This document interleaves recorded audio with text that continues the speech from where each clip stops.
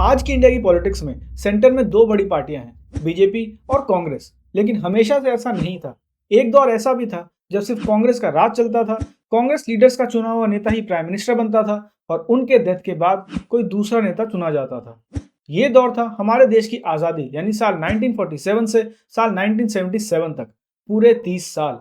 तो सवाल ये उठता है कि आखिर ऐसा क्या हुआ जो साल 1977 के लोकसभा इलेक्शंस में जनता का सपोर्ट कांग्रेस से हट के दूसरी पार्टी को गया, जो पिछले 30 सालों में एक बार भी नहीं हुआ था। सवाल ये भी है कि आखिर कौन थे वो लोग जिन्होंने वो दूसरी पार्टी बनाई। सवाल ये भी है कि आखिर क्यों उन नेताओं को दूसरी पार्टी बनानी पड़ी।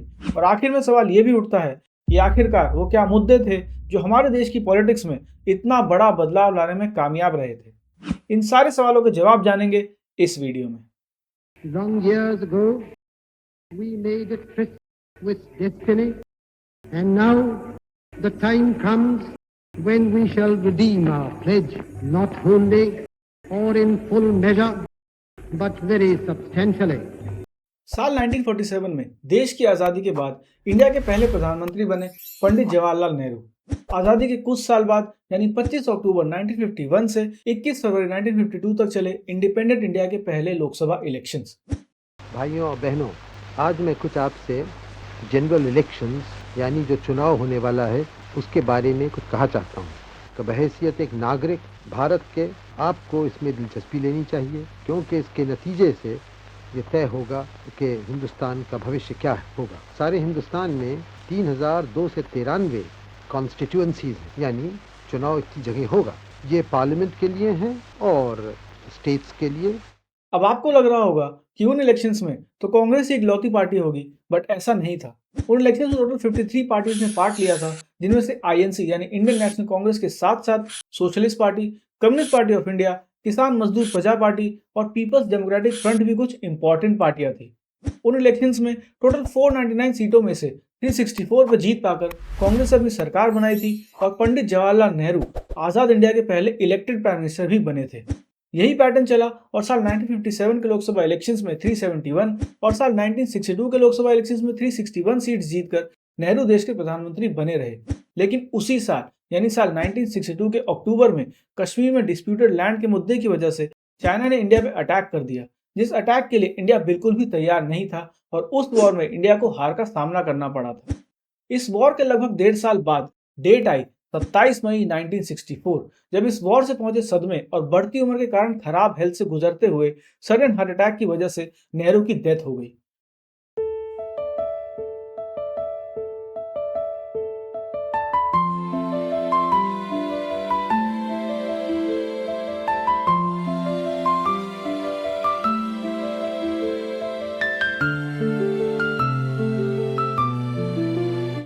अब उस टाइम पे भी कांग्रेस सबसे पुरानी पार्टी थी जिसमें कई सीनियर लीडर्स थे।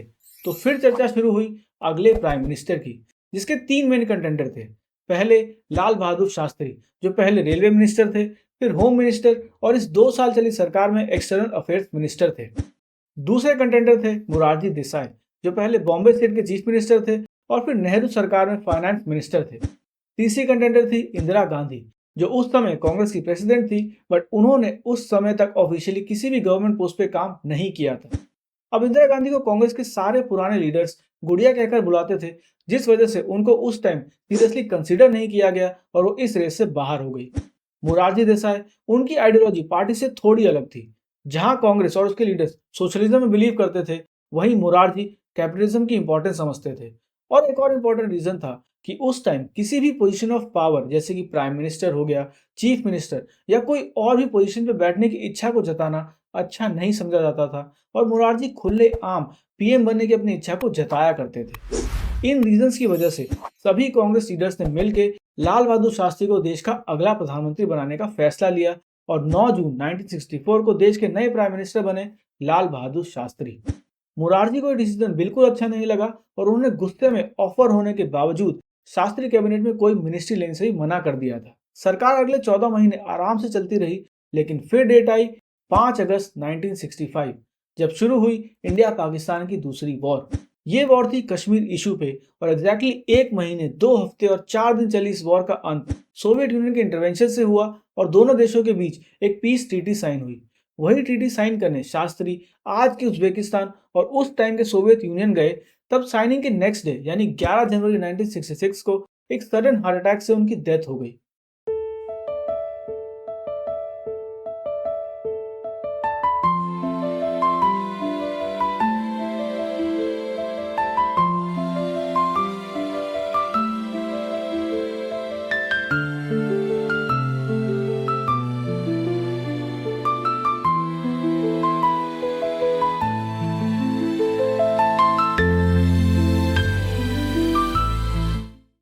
उनकी सडन डेथ को उनके रिलेटिव्स और उनके सपोर्टर्स ने नॉर्मल डेथ मानने से साफ मना कर दिया था और आज भी कई लोगों का मानना है कि लाल बहादुर शास्त्री को जहर देके मारा गया था, ना कि उनको कोई हार्ट अटैक आया था।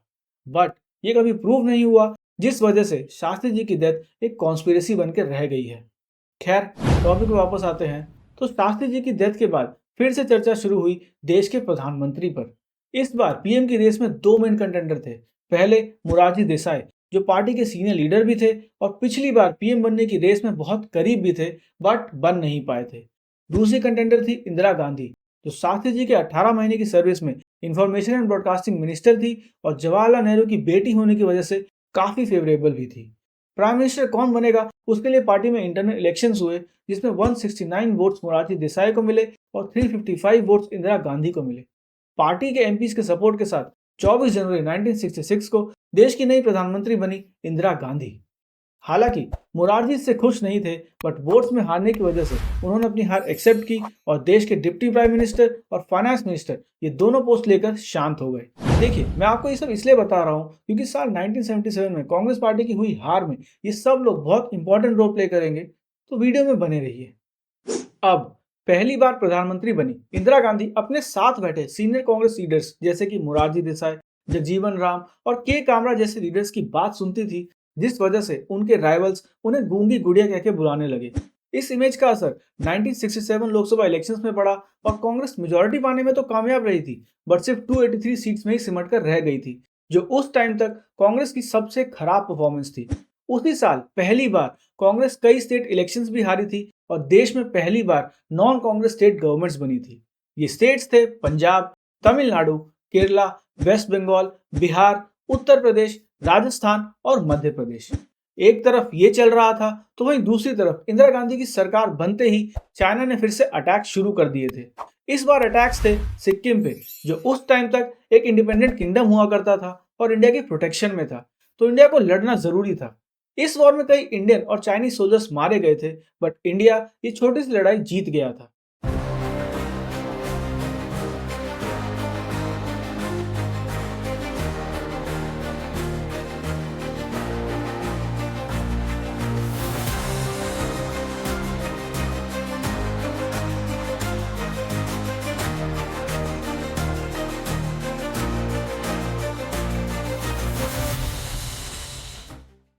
लगातार स्टेट इलेक्शंस में हार, पॉवर्टी से लड़ता देश और बैक टू बैक वॉर्स की वजह से वो टाइम कांग्रेस और इंडिया के लिए काफी हार्ड टाइम था। और अब अगर इंदिरा गांधी को अपनी सरकार बचानी थी तो उनको अपनी इमेज सुधारने की बहुत ज्यादा जरूरत थी और इन 5 सालों के कार्यकाल में उन्होंने वैसा ही किया।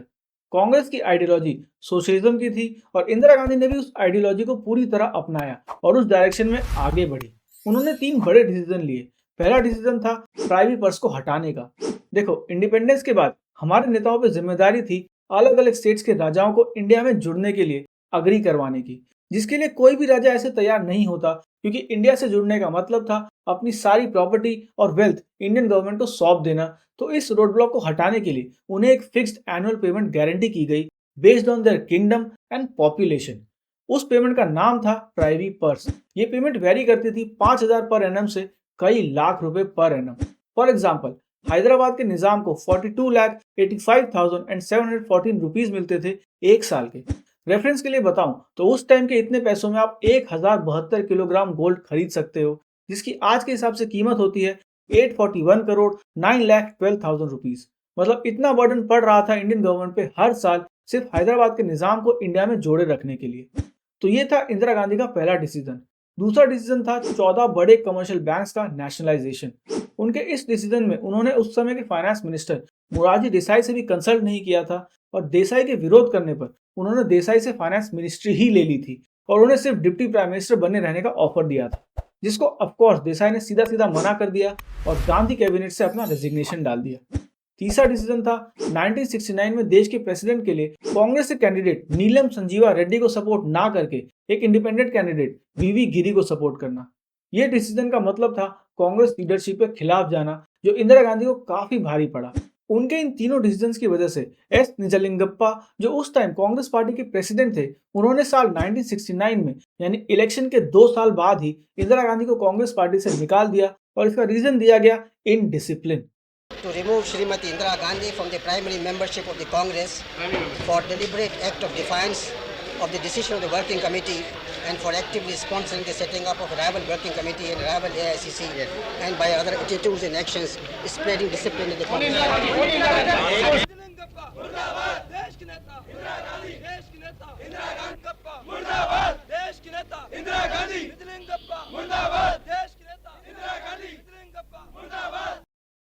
कांग्रेस से निकाले जाने का मतलब था कुर्सी जाना, तो अपनी कुर्सी बचाने के लिए गांधी ने अपने सपोर्ट में खड़े एमपीज को जमा किया और एक नई पार्टी बनाई जिसका नाम रखा Indian national congress R. Indira Gandhi के सपोर्ट में 283 में से 65 एमपीज को छोड़ के बाकी सारे 218 एमपीज खड़े थे, तो उन्होंने डीएमके और साथ में कुछ छोटी पार्टी का सपोर्ट लेके फिर से अपनी सरकार बनाई। सरकार बनते ही उन्होंने बाय हुक और क्रुक उन तीनों डिसीजंस को इंप्लीमेंट किया, जिससे कई पावरफुल लोग उनसे नाराज हो गए। बट इससे जनता में उनकी इमेज सुधरी और उन्हें एक स्ट्रॉन्ग लीडर की तरह देखा जाने लगा। इस इमेज का फायदा उनको 1971 लोकसभा इलेक्शंस में मिला और उनकी पार्टी यानी आईएनसी-आर को 521 में से 352 सीट्स पे जीत मिली और उन्हें पार्टी से निकालने वाली आईएनसी-ओ, जो कि ओरिजिनल कांग्रेस थी, वो सिर्फ 16 सीटें ही जीत पाई थी। इस भारी भरकम मेजोरिटी के साथ देश की फिर एक बार प्राइम मिनिस्टर बनी इंदिरा गांधी।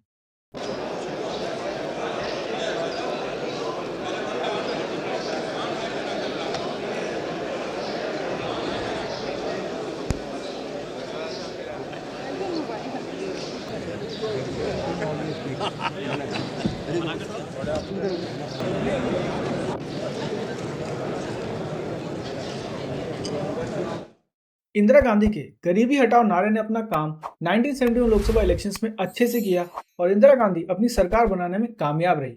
लेकिन अब टाइम था सच में गरीबी हटाने का। पिछले 10 साल में बैक टू बैक वॉर्स की वजह से इन्फ्लेशन और पॉवर्टी दोनों ऑल टाइम हाई पे थे। देश की 50 से 55% जनता गरीबी रेखा से नीचे थी और इन्फ्लेशन 6 से 7% हो गया था। इससे पहले कि गांधी कोई एक्शन लेती, 26 मार्च 1971 को शुरू हुआ बांग्लादेश लिबरेशन वॉर।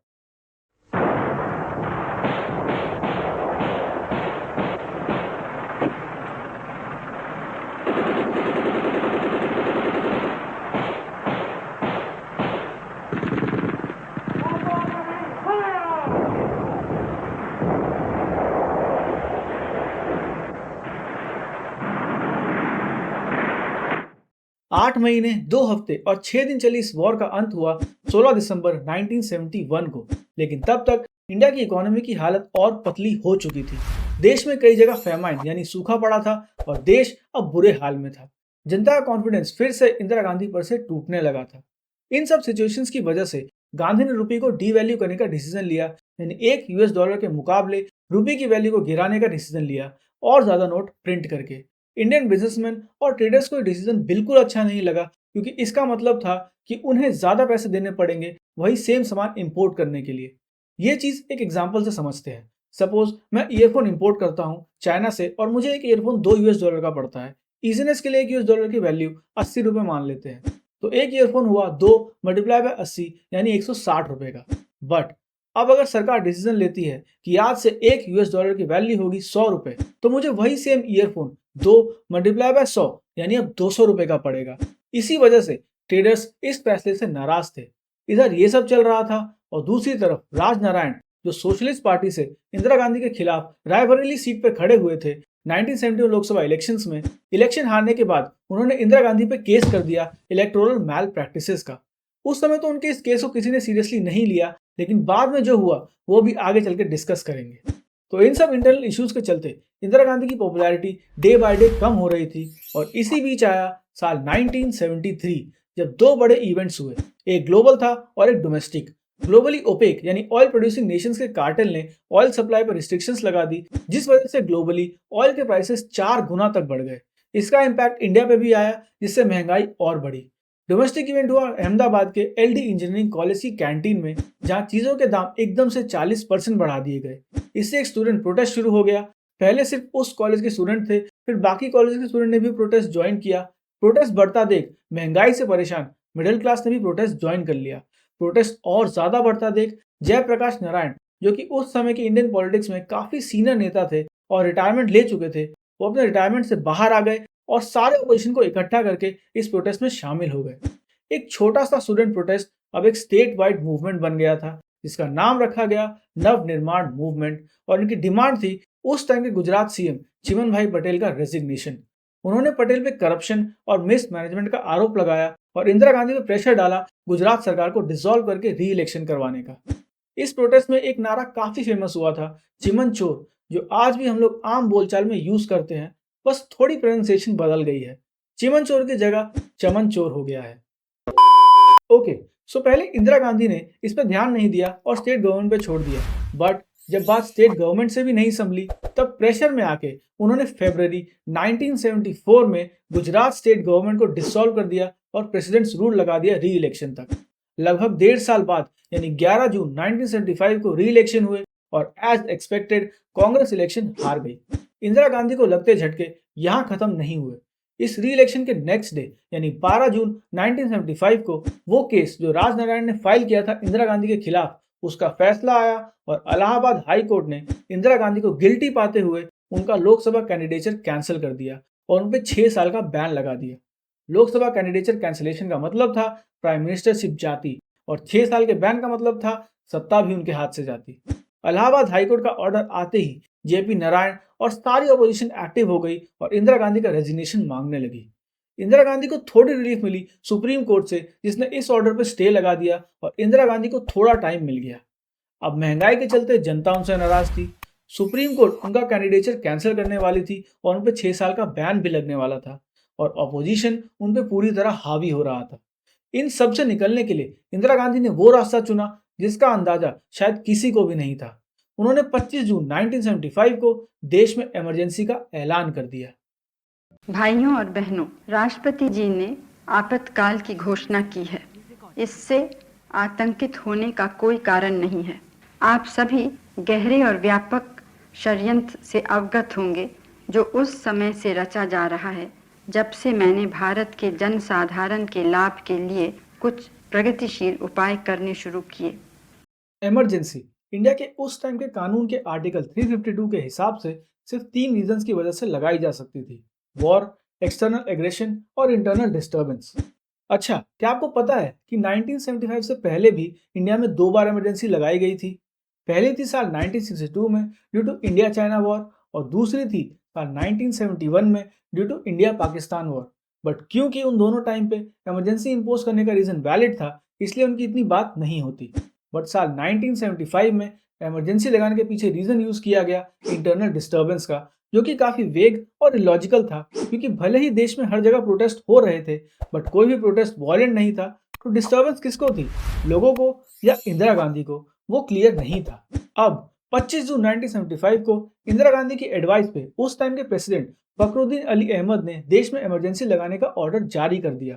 ऑर्डर जारी होते ही इसकी खबर ऑल इंडिया रेडियो पे आके गांधी ने पूरे देश को दी। भाइयों और बहनों, राष्ट्रपति जी ने आपातकाल की घोषणा की है। विघटन तत्व पूर्ण रूप से सक्रिय है और सांप्रदायिक भावनाएं उभारी जा रही हैं, जिससे हमारी एकता को खतरा है। मुझ पर सभी प्रकार के झूठे आरोप लगाए जा रहे हैं। ये महत्वपूर्ण नहीं है कि मैं प्रधानमंत्री रहती हूँ या नहीं, लेकिन प्रधानमंत्री का पद महत्वपूर्ण है और उसे जानबूझकर बदनाम करने का राजनीतिक प्रयास न तो प्रजातंत्र के हित में न राष्ट्र के। जिसके बाद सारे ऑपोजिशन लीडर जैसे कि जेपी नारायण, मोरारजी देसाई और कई कांग्रेस लीडर्स भी जो इंदिरा गांधी के खिलाफ बोल रहे थे, उन सबको जेल में बंद कर दिया गया।